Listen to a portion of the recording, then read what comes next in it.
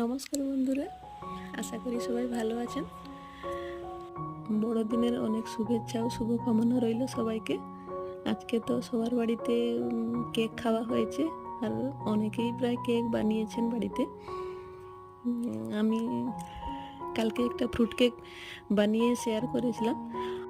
আজকে আমার মেয়ে আর বাড়ির সবার জন্য রেড ভেলভেট কেক বানিয়েছি। এটা বানানো খুবই সহজ, ফ্রুট কেক থেকে এটা আরও সহজ আর আরও তাড়াতাড়ি হয়ে যায়। ফ্রুট কেকে 1 ঘন্টা লাগে।